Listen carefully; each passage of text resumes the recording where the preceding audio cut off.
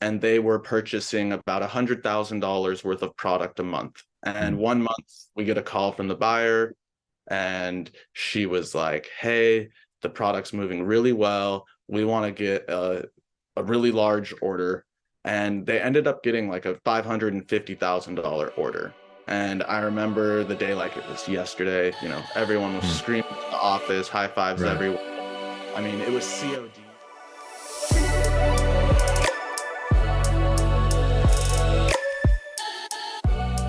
John, what's going on, man? Welcome to the show.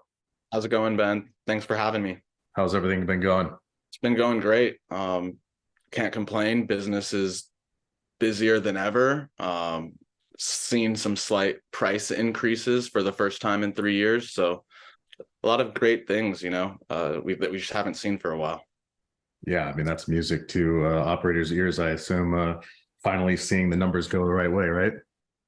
Yeah, and that, maybe some sort of stabilization, right? It was in such a free fall for such a long time. Everybody was just kind of wondering, like, where is this going to stop? And while Right. I don't believe that prices will stay high, I think that we are always in a up and down cycle, just like any other industry. And as it balances out, I still think that, we're a little higher than where prices will end up back. But for right now, in the short term, it's definitely a little relief to a lot of the manufacturers, and mostly the farmers are the ones that are going to Mm. see the big relief, because they've been selling, material at some of them below cost just to get rid of it because there was such an oversupply for such a long time, and Right. finally getting through it. Absolutely. Why don't we start off with just a quick background on yourself, kind of how you got into the industry, what you've been doing sort of up to this point? Sure. So as far as education, I got my bachelor's degree in finance at the University of Northridge in California. I started in cannabis back in 2007. I had worked at a dispensary checking in patients at the front door, and did Mm. that for about a year. Went to community college and kind of really spent more time in my motocross and snowboarding activities at that point in my life. And, although I was in the traditional market lightly at that time, I was more of a cannabis user rather than looking at it as a business. It wasn't until about 2012 that I was on Instagram and saw people posting, cannabis on Instagram, and I thought that was absolutely crazy, and realized, like, hey, maybe I could create a cannabis brand. And so, you know, created a small little extract company called Famous Extracts, and did that for a couple years while I was in school finishing my finance degree. And I met one of my current business partners there, and that was really the start of it, and what got me into the industry, and realizing that I think this is something that I could do and make a living at. Yeah. Prior to that, managing bars and restaurants and bartending, and really just making ends meet. And in my spare time, after I would get out of work or finish with school, I would go tend to my greenhouse. And really that's what got me going. That's awesome. Yeah, I feel like, especially in California, a lot of operators kind of transitioned from doing stuff as a hobby. Sure, some of them were doing it like big scale, but a lot of the folks I've been talking to, kind of started off in school or as sort of a secondary hustle, and then as they started seeing the writing on the wall, as things were moving towards a regulated market, a lot of folks really realized, hey, there's that actual opportunity here, where I can actually build a business, and not just have that risk that comes with scale and the legacy side, right? Where the more money you're making, the more of a target's on your back. Absolutely. Tell me a little bit about your company, Big Oil and Bear Labs.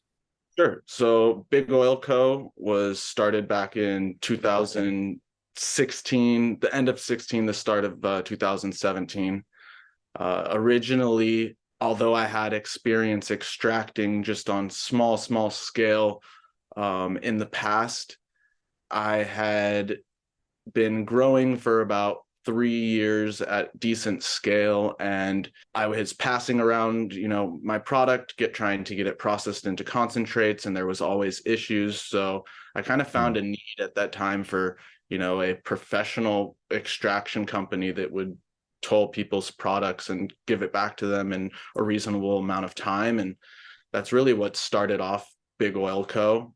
Bear Labs is one of our brands that we sell on the retail side. So Big Oil Co. is our manufacturing brand, and then we have our retail brands, Bear Labs, CES, and now Wavy. Big Oil Co., we focus on concentrates for the most part. We stopped making distillate back in 2019 when we saw a huge price compression, and we really focused at what we knew and what we were really good at, which was quality concentrates. So we've moved in from primarily butane extraction to about 50-50 butane extraction and solventless extraction, and do a bunch of white label manufacturing for brands, either their vape pens or just the raw materials, or we just do the co-packaging. And then we also do distribution across the entire state for our brands and one other brand. We're limited by size at the moment of our distribution warehouse, but eventually we will scale that up. And really, that's the short of Big Oil Co. and Bear Labs. That's awesome. One thing I noticed as you're chatting about this that I think a lot of companies struggle with, but you guys have figured out, is where your core competency is, right? Like, a lot of companies don't really have a good idea or handle on what they do well. So they kind of try to do everything, right? And I'm going to do some flour, and we're going to do concentrates, and that can work out if you have a big enough team and you have enough, I suppose, sort of history and experience and spread across the different departments, and if you have a lot of money to fund that. But ultimately, I think that the vast majority of operators could increase their top line and definitely their bottom line by figuring out what they do the best, both in their own microcosm, right? Like, what do I do the best out of the things that I could do, but also where's the competitive advantage? What do we do better or have the capabilities to do better than other folks, whether it's because of resources, scale and, throughput capacity because of maybe some special equipment, relationships, all that kind of stuff, So it's interesting sort of how you guys have positioned yourselves. Can you talk a little bit more about sort of the co-production side of what you do? Because I think that's relatively unique in the industry, but it's a great option for people that have manufacturing as a strength. Yeah. So one of the things we noticed really quickly is, unless you were one of either Stizzy or Raw Garden in the concentrate space, the amount of volume that you're going to typically see doesn't even justify building out a facility. And so where that leaves you is there are a lot of people that are great marketers, they're great brand builders, and that's who we have tried to team up with and let them do this, what they're good at, do the sales, especially people that are in multiple states and they want to be asset light. That's really what we specialize in, is being able to get them the SKUs they need in a timely manner, and they don't have to worry about the production side. It is just focus on sales, and they can get a much better ROI on their money. So they know exactly where it's going. Their COGS don't really change on the input. It's very predictable. And it is a great service that you can offer people. And then on the flip side, for us, it works out because, like I said, without it, it makes it very difficult to operate a facility, because the equipment these days is able to run so much product so quickly that the amount of staff you're going to have behind that, and the amount of sales that you're going to have behind that, is typically not there. And that's why I believe we're seeing so many of these type 7s shut down. They all produced so much product, sold it at a loss, and they didn't have people to manufacture for that. Either they weren't looking for it, and they were just trying to build up a bulk inventory and sell it at a later date, which we're not perfect. We made that same mistake back in 2020, where we thought, hey, let's just process and have 100 kilos of this and 100 kilos of that and multiple flavors, and we'll just be the one-stop shop. Brands can come in and they can just get whatever they want. And that to be problematic for a few reasons. One, inventory holding costs. Two, you get dealing with cherry picking. The best stuff gets gone first, and then you're typically left with a bunch of stuff you have to sell at a loss, or if you can even sell it.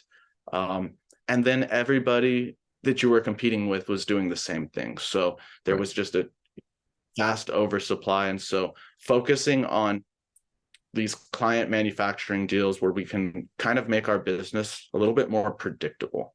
And that's really what we're trying to move closer towards, is being able to have really solid forecasts for our clients. But a lot of that relies on the clients themselves, because many of them really don't have an idea of what they even need, what their sell-through is, and by the time they need something, everyone needs something yesterday. So working with your clients to get them to be able to forecast their products is a really good way to kind of add value to these kind of manufacturing co-packing deals. And for us, we kind of leverage if you need us to package your product, right now we are so full that we require that you also toll the bulk product with us. So it's a package deal, kind of like an upsell into the adding more to the supply chain. Smart. Yep. Going back to kind of what you were talking about with the forecasting, I think that, yet again, another area that folks struggle with, not just for their own needs, but with retailers too, right? Like, it's very common for a brand to kind of come and try to sell as much product as possible. It's like the sort of modus operandi, right? It's like, just load them up with as much as you can, and then just be like, all right, good luck, and come back in a couple of months, like trying to figure out when they're ready to re-up, as opposed to working with them to figure out what's an actually appropriate amount of products, so that they can sell through it. They don't end up with all this inventory sitting on the shelf, right? So how have you guys helped, in your own stake, but also with these production partners you have? How are you sort of working through that knowledge gap with these folks? The first thing comes from just experience, right? We've made these mistakes ourselves. So best example I can give you is, we had a group of shops. There was about 5 of them, and they were purchasing about $100,000 worth of product a month. And one month we get a call from the buyer, and she was like, hey, the product's moving really well. We want to get a really large order. And they ended up getting like a $550,000 order. And I remember the day like it was yesterday. Everyone was screaming in the office, high fives everywhere. I mean, it was COD, so like it was, the biggest transaction we had ever done. And we thought it was like, this is it, we're going to the next level. And unfortunately, it was one of the biggest reasons we started doing poorly in those shops. And what had happened was, we were only selling about $100,000 worth of product a month. That's why they were buying it 5 months in a row, 100,000.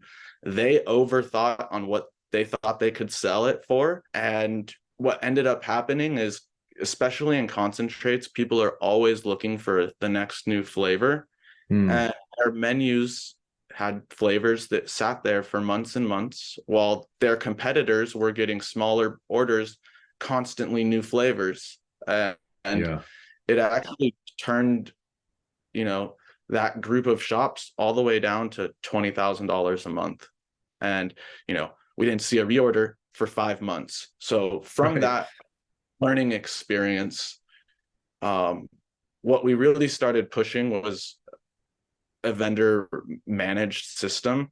So not all of our shops will do this because a lot of them like to have the control, and a lot of them are terrified that if they allow the brand to control the inventory, that the brand's just going to go crazy and load them up and abuse it.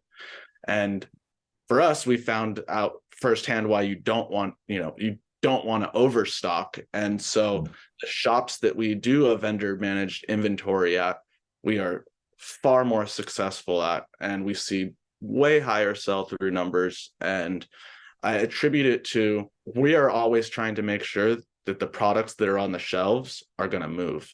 And if you let the rep be the one to pick those products, they're incentivized to give the shop the best ones, the ones that they feel are going to move the best for that shop. It's really a symbiotic relationship because everyone's winning. Yeah, there's some alignment there. Well, there's already supposed to be alignment, but now you're actually aligning the systems as well by allowing the person that's producing to control it all the way through, almost like as if you were vertically integrated in that respect, right? If you're managing your own retailer's inventory. And these buyers are super busy. A lot of them are super overworked. And not necessarily great at inventory management either. That's it's a hard skill to learn, especially with, as you mentioned, like everyone wants something new all the time. So it's not as simple as, restocking the cereal on the shelf that's been there for 50 years. You're talking knowing ahead of time when to cycle things out and bring new things in and package stuff together. And you don't have a lot of leeway with going into the discount bin, given the sort of overhead from the tax too, right? That, and we've found discounting to be really a slippery slope. Real quick, I can give an example. For 420 this year, we did a 30% off at one of our large groups that we work with, and they sold in a 3-week period about 9,000 units when they typically sell 3,000 units in that same period. And what we've seen since then is a massive downtick, and we're suspecting is that people just stocked up. This chain in particular has so many stores that it's very easy for someone to bounce around from a couple of them, pick up their 8 grams at each one of them, and it was such a good discount that they just kind of stocked up. So discounting, as much as buyers love it and whatnot, and sometimes it's a necessary tool to get rid of inventory that's been sitting. We don't have anything that's over 90 days on the shelf. That's good for our end user, and it's no good for the shop. It's no good for us. So we do whatever we can to move that product. To get back to your question about how we kind of work with the brands that we manufacture for in regards to like managing inventory and stuff, it has been probably the most difficult aspect of working with some of these brands. Is just like I said, forecasting is so hard for so many of us. It's kind of relatively new, and it's very difficult to get data from shops and buyers. So you're almost running on feelings and experience and assumptions from that experience, sort of, I'd imagine, extrapolating from other similar products and things like that, right? Absolutely. And so I think the biggest mistakes that I see are, the brands are terrified that they're going to sell out, and so they want to have this very large first run of products, and typically they just don't sell out anywhere near what they expected, and then the product starts getting old, and you kind of just get into this vicious loop. So we really push to our clients, do as small as you possibly can, and let's be very quick to get feedback in the first week. Are the products moving? Are you guys going to need a reorder? Do you even like them? And if you start getting back, place another order. We move quickly, and that's why we try to get forecasts so that we're able to quickly put people back into our queue and get these things kind of accomplished in a quick manner, because I find that you're better off telling a shop you need to wait a week to fill their order than have been sitting on inventory for a year. Exactly. That's the thing that like you said, the brands are so focused on the more minor issue, right? Like in the grand scheme of things, running out of product, not great, but it's a much better problem to have than sitting on it, and everyone sits on it. That is the common problem, not running out of inventory, unless you're a larger company that's already proven the model and you have some sort of hiccup in the supply chain or something. It's not something that typically a brand new, everyone thinks their thing's just going to blow out of the water, but it takes a lot of work and grinding, as you well know, right? Like it's not a quick thing typically. So unless maybe if you have something super innovative that's a big disruptor, but how often does that come onto the market really, That, or what we've seen a couple times over the past 2 years are people that came in with a super aggressive price, and they were able to make some noise for 3 months, but it wasn't sustainable, and they're no longer here. So I think price is the worst. It goes back to what you're saying with the discounting, right? Like price is the worst thing to use as your sales tool, because A, it can only go down. B, someone else can just come in and go 1 cent cheaper if they want to take less of a margin. And C, you're training the consumer to not see your product as valuable, right? Like it's fairly cliche, but like let's look at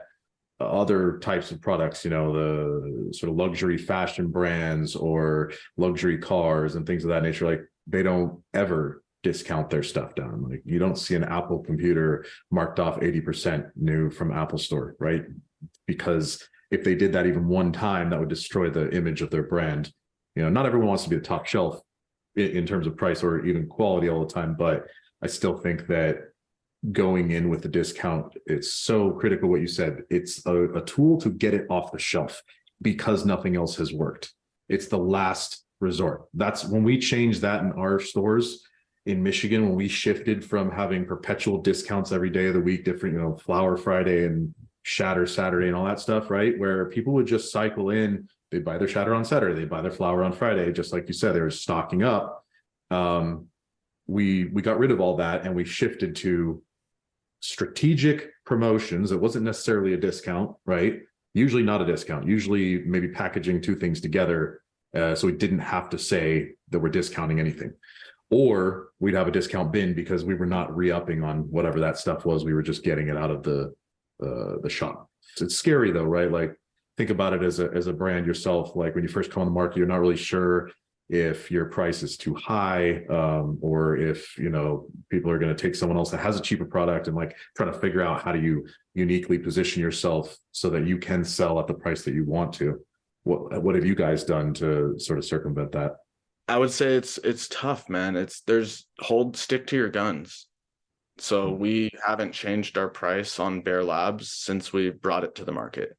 What we did was, when we brought it to the market, we kind of thought like, where do we see the price of high-end concentrates when this starts to stabilize? And at the time, it was a couple dollars cheaper than everyone else's wholesale. It wasn't too much cheaper, but it was cheap enough to where it gave the buyers a reason to try it. And we were a little lucky. I mean, we have something that not everybody has. We have the experience of operating on the legacy market and going to a bunch of trade shows and events and people, knowing our product. And a lot of the buyers kind of knew us from those time periods.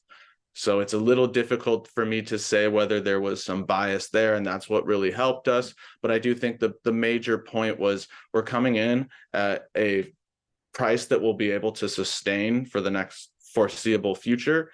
And what ended up happening is, as everybody kind of dropped their price on the BHO specifically, there's been a gap that has been left behind, which is the high-end market. There are almost no brands. 710 used to operate in that, but I believe they've finally shut down all their BHO operations. And so as far as the high price point BHO item, it's really not existent anymore. And it's probably the biggest pushback we get from shops is, oh, your product's too expensive. But it moves.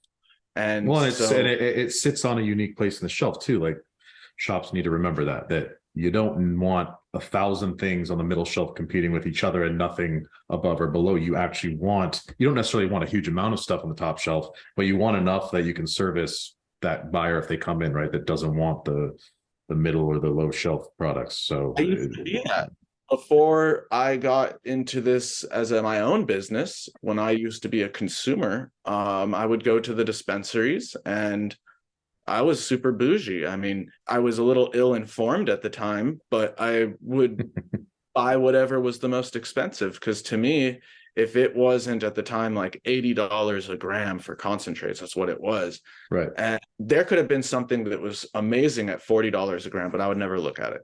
And I feel like so many shops have this problem where they are constantly competing on price, that they forget that there is that customer exists, and that they are missing out every time that customer walks in. And chances are they're not walking in after one time.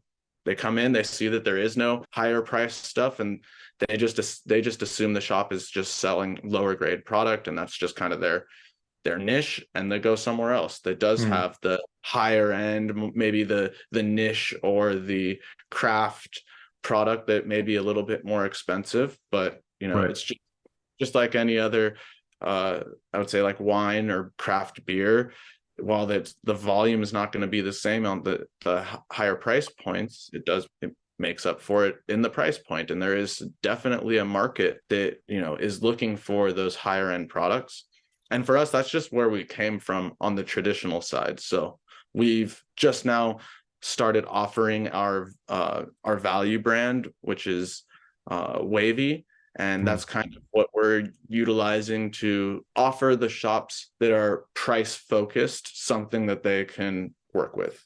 And our whole thing is, like I said earlier, there were quite a few companies that came out with super cheap product, and they just couldn't sustain it. And so the way we're kind of pitching it is, we're here to stay. We're not going anywhere. And we provide a very good service. When we say we're going to be there, we're going to be there. And I think that shops are starting to look for ease of transaction.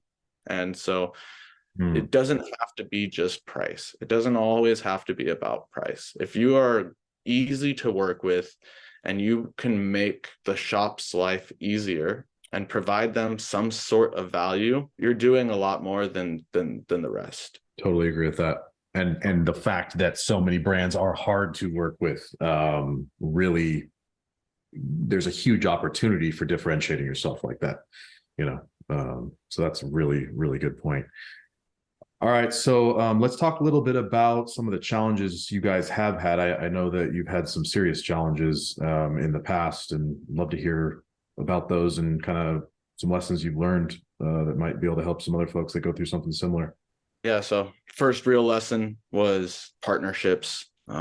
We've had multiple bad partnerships, and a lot of it came from our inexperience in dealing with more seasoned investors, I should say. And we were very nice. We were always very genuine, nice people with good intentions, and got taken advantage of.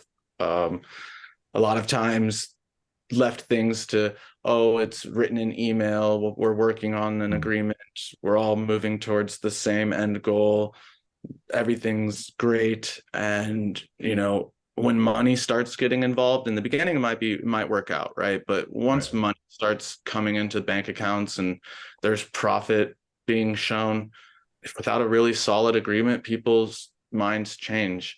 And then we learned, even with a solid agreement, people's minds can change. And so unfortunately, there's a little bit of luck involved in making sure that the people that you've teamed up with, whether they're investors, whether they're your co-founders and partners, aren't bad people, because it can really take an amazing business and run it into the ground quick. We've been fortunate to be able to recover a couple times, starting from absolute scratch and zero. And it's not something I recommend. It's not healthy. It's very stressful, but at the end of the day, this is what we have been doing for like the last 10 years. And this is what we want to do. And we feel like we actually have something of value to provide. So partnerships can make or break you. Make sure that you've done your due diligence and that you really know the people, and spend the money up front for a really good attorney. And even then, you can get the wrong person, and it can really lead to a bunch of frustration. Outside of partnerships, we've had issues of trying to move too quickly. We wanted to get some vapes going, and we had gotten some samples from a manufacturer, and we loved the samples. So we ordered $80,000 worth of vapes and all the packaging and got everything ready. And we had hired a new chief science officer at the time. And he recommended, before we set the batch out, he's like, hey, let's do one last R&D of the production batch. You guys haven't used this stuff before. Let's put aside 200 of them and pass them out to everyone, and see that they are what you guys are expecting. And unfortunately, during those trials, we realized that the majority of the hardware would break by the time it would get 3/4 of the way through, if it made it there.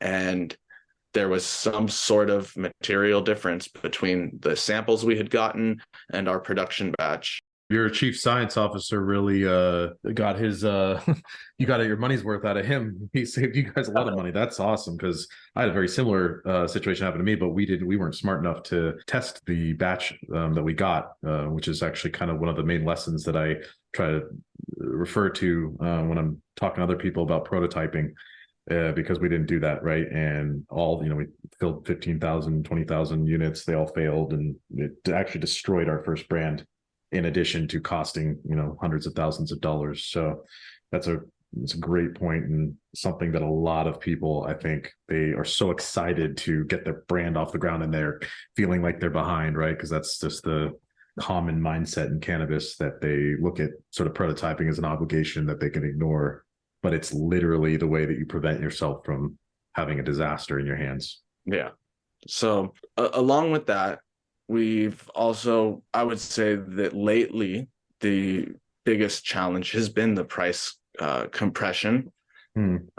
We started 4 years ago. We were able to, let's say, charge $300 per pound for tolling.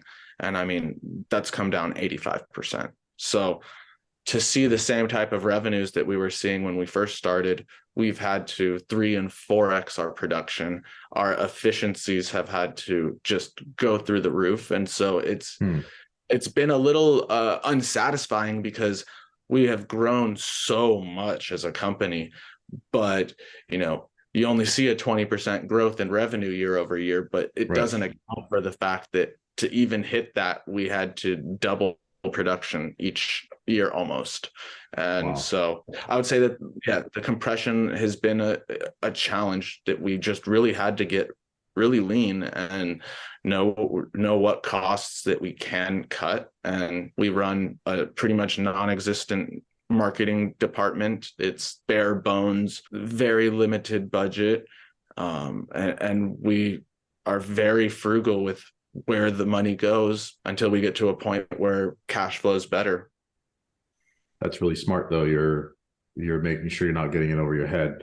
I think another thing is, like, when you're doing sort of the co-production side of things, marketing isn't necessarily, at least traditional marketing is not as necessary as just building connections, right? And these relationships and letting your work speak for itself as well. I'd imagine if someone has a great experience with you, that they might tell someone else. Exactly. Well, it is the cannabis industry, so maybe not, but hopefully that changes over time, because that's like the best, right? When you help someone and then they go tell someone else they know, and those are usually the best clients too, because they're a referral. Yeah.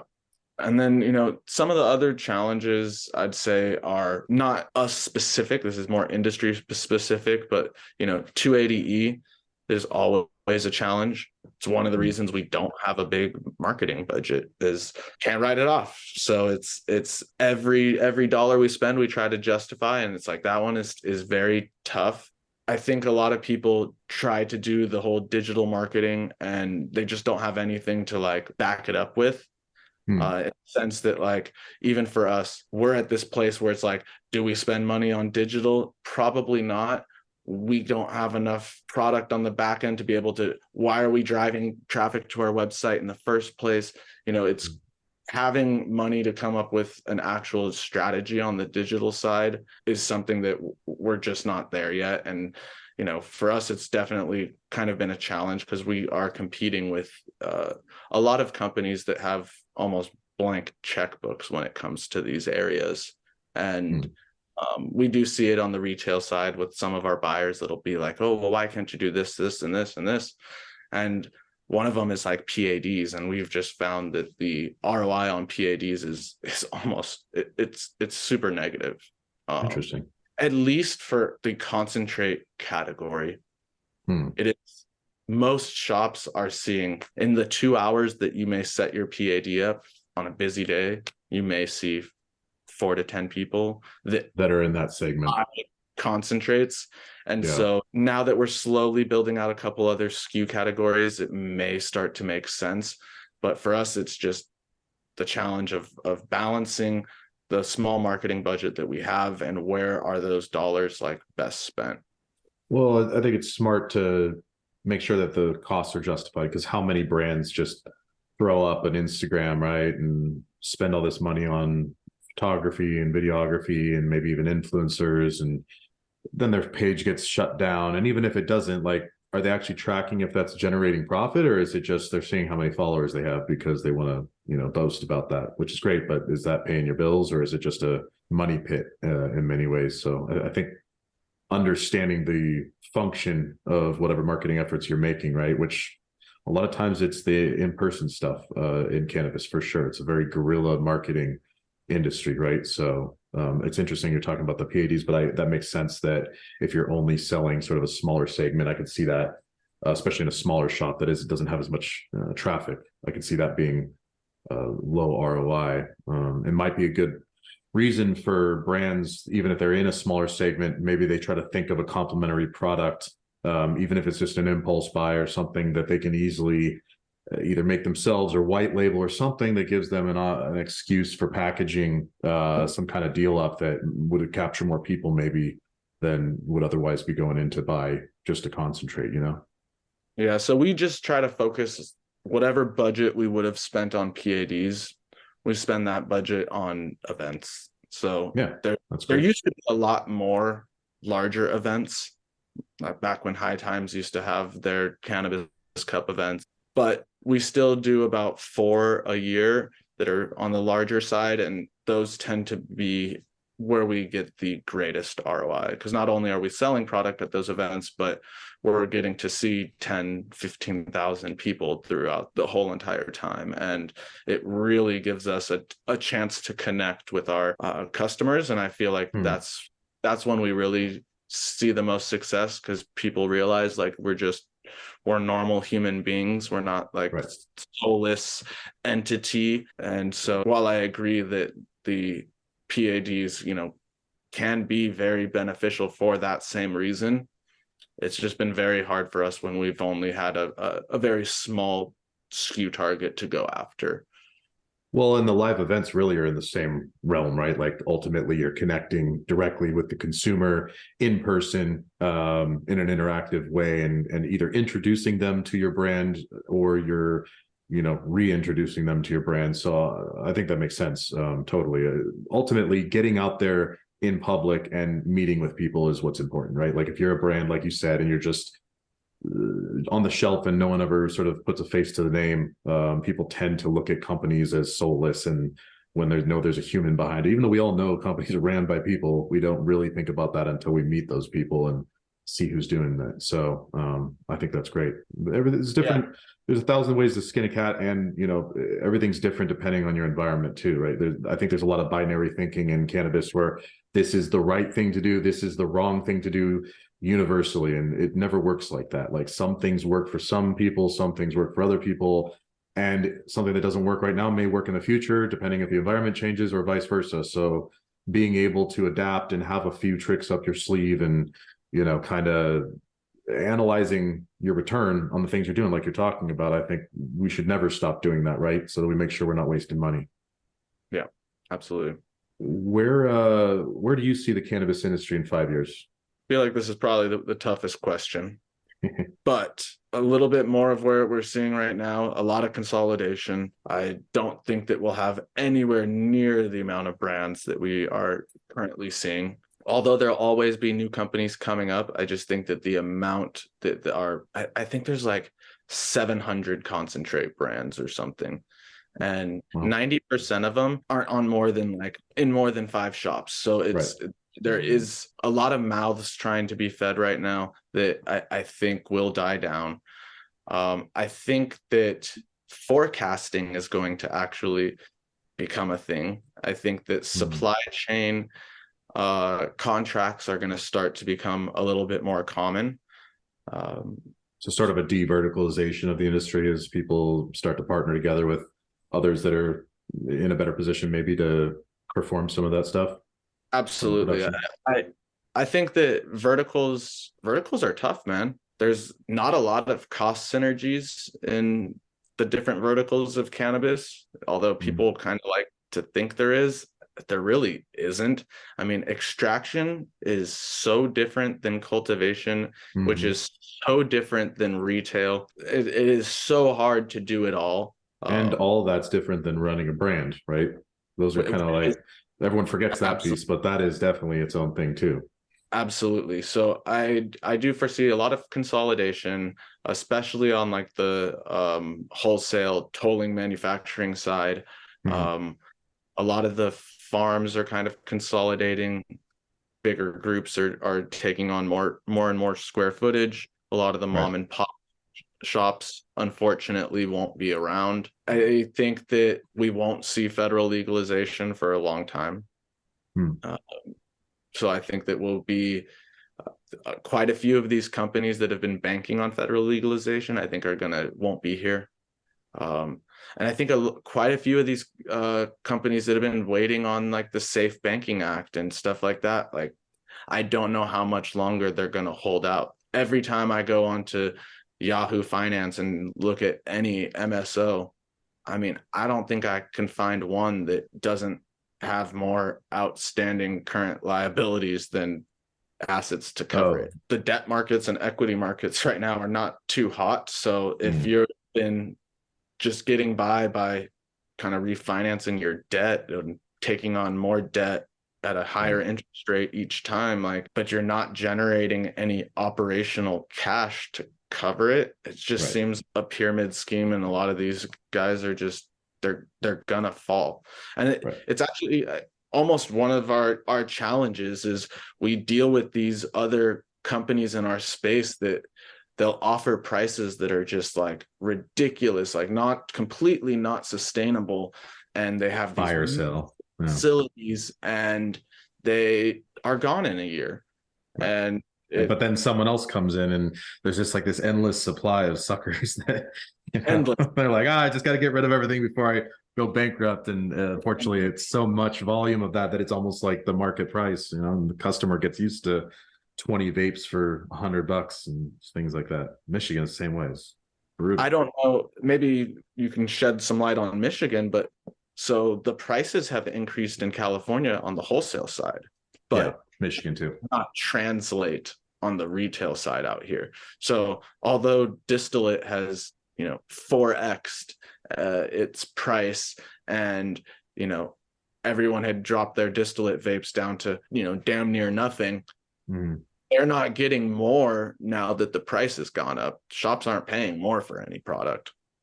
I think that it's partially because of the size of California compared to Michigan, right? California is like 4 times the size. So I think things can adapt quicker in a smaller market, right? So, ultimately, I mean, finance, like macroeconomy forces are going to eventually, like, no one's going to stay in business if they can't make money on something. So eventually as long as everyone's charging more, the reason that they can't charge more is because no one else is charging more, right? There's always someone that's like, well, we're just going to keep selling at this price, but they can't do that forever because they're not going to make money either as soon as they have to re-up. So I think that it might take a little bit longer in California for that to happen, but I can't imagine that those prices won't track over time. Ultimately, I think the biggest problem is the amount of power that the retailers have compared to other industries because there's just so few of them, right? Like you look at gas stations or grocery stores or even smoke shops, it's a completely different ballgame because you've got hundreds of thousands of these things and you can service the whole country. And then with cannabis, it's like even in California, I think, what is it, still close to 50% of the municipalities are opted out, something like that. 64. There you go. Yeah. So you still got huge swaths of places where they don't have any shops. So yeah, so I think that they know that they've got the power, and yeah, they're also dealing with the 280E just like everyone else, and it makes it harder for them to take smaller margins. So there's a lot of area for improvement, and a lot of it comes back to the crappy way that I think the regulations were put into place and the taxes were accounted for. So, but that's nothing new. We all know that. Yep. Cool. Well, I've got sort of what I started to call the standard 4 questions that I ask everyone at the end of the interview, a little bit more kind of about you. Sure. First question is, what's your favorite business book? Okay, so I've got 2. One is more of a personal kind of growth book, and the other one is directly for business startups, etc. So for the business type personal growth, it's a book called The E-Myth, specifically The E-Myth Revisited. Michael Gerber, right? Yes, and the reason I like this book, and I like to recommend it to people, and specifically people that are maybe a director level in their career, or a younger person that's really wants to get into entrepreneurship. People that are thinking like entrepreneurism is the next step for them. I think that it covers the good, the bad, the ugly, right? And it can really make someone understand, are they doing this for the right reasons? And I think the best example in that book is like in the first 30 minutes of it. And it's a lady that loves baking cakes and or pies, and everyone says she has the best pies in the world. Why doesn't she open up a business? And she ends up opening up a business, and she goes from a 9-to-5 job to a 2 a.m. to 10 p.m. job, doing everything from running the store to doing her own books. And it's like 10 years later, and he's interviewing her, and she's like, I hate pies. I don't like the smell of pies anymore. And it all goes back to, I don't think she loved the idea of entrepreneurism. She liked doing the technical work. She didn't like managing the business, which, like you said, it's like you have to be okay with eventually not doing any of that stuff anymore, right? Like eventually all you're doing as you move up that chain is running the business and letting others kind of grow the weed or process the extracts or whatever it is. Yeah. Been a huge pain point for us. One of our reasons I think that we've done so well and got to where we are is I was very involved on the science side and the actual like extraction, and very hands-on on development of all the processes. And I mean, even still to this day, way more hands-on than I should be. And it's like trying to transition to that more leadership role and being able to provide support everywhere else is very difficult when you're, hopping in the lab every now and then. Yeah. And so that's why I really liked that, like I said, that book for personal growth. I think there's a lot of people that probably think the idea is great and have something that they're currently doing they don't realize how good they have it. And, enjoy having that hobby, enjoy having that thing that you can get home from work and just love doing. Yeah. You don't have to make it your business. That's very true. And you don't have to be a business owner either. Like, no, we need everybody. Yeah. It doesn't have to be your identity. And, moving into for business, Scaling Up by Vern Harnish is definitely a book that we use all the time and go back through, and we haven't gotten through all the steps, but it's something that we are, in our leadership team try to follow. I use the audiobook and I listen to it on the way to work almost every other day. And I've now read it probably 4 or 5 times. And every time I go through it, it's like, man, are they a fly on my wall or something? Right? Like, how So oh, applicable. all of the problems that I'm having? And then it just goes back to, well, if you interview, 1,000 business owners, there's a good chance that quite a few of them have similarities in the issues they're having. And that's kind of like comforting in many ways, right? Because I think entrepreneurship and just being at a high level in business in general and cannabis, it can be lonely, and you kind of feel like you're sort of a army of one sometimes. So it's nice to know that even when you're going through tough times, it's not really unique. It's something that is sort of inherent to running business. Yeah. Nice. What are your favorite genetics? OG is by far my favorite. I think it's by far the best cannabis there is, the best strain.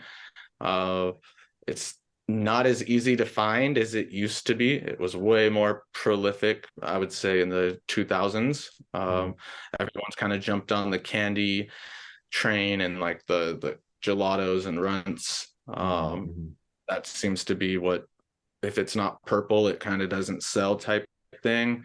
And for me, it's just like a good OG is just what I'll always come back to.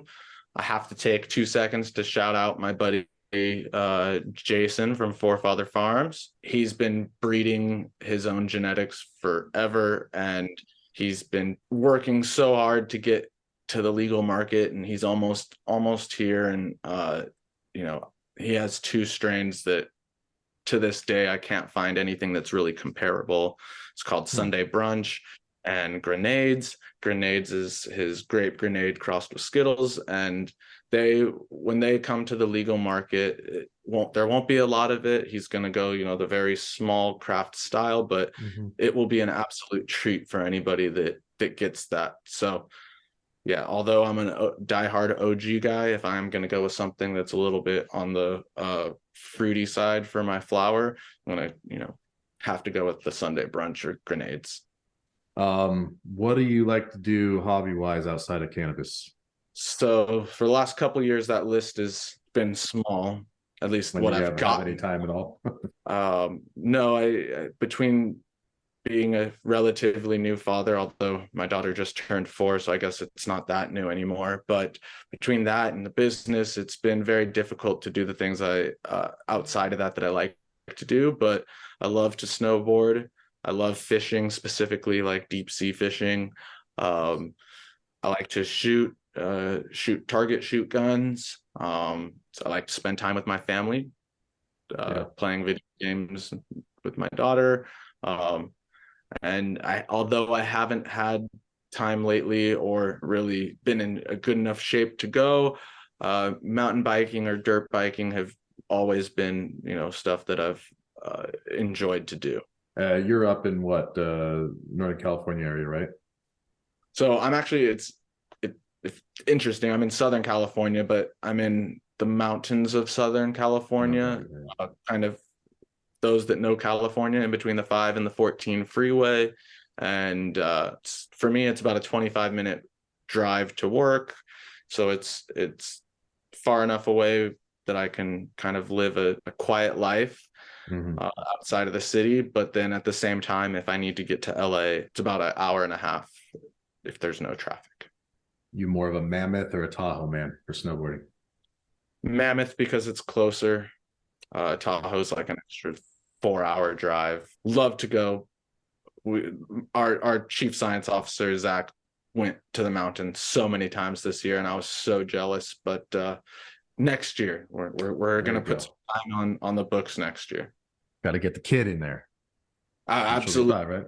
Yeah, and that's kind of what I've been waiting for, is she's old enough now to where she can go to the ski instructors and actually learn it properly, and I don't have to be the one to yell at her. That's good. Let someone else, you be the good cop. Let them be the bad cop. Last question for you. Where can everyone find you and learn more about you? Website, social media? So LinkedIn's probably what I'm most active on and respond to pretty much every message, as long as it's not a sales pitch. If you're going to sell me something, say hi first. Other than that, our website's bigoilco.com or getbearlabs.com. There's a contact button. The Instagram, Big Oil Co., I typically am the one that responds to that. So there's quite a few places that if you're looking to get in touch with me, you can. And yeah. Awesome. I'll include links to those in the show notes as well, so folks can jump on and connect with you. Awesome. Thank you, Ben. Yeah, John, absolute pleasure, and good luck with everything. Thank you again, man, and anytime, and hope you have a great day. You too.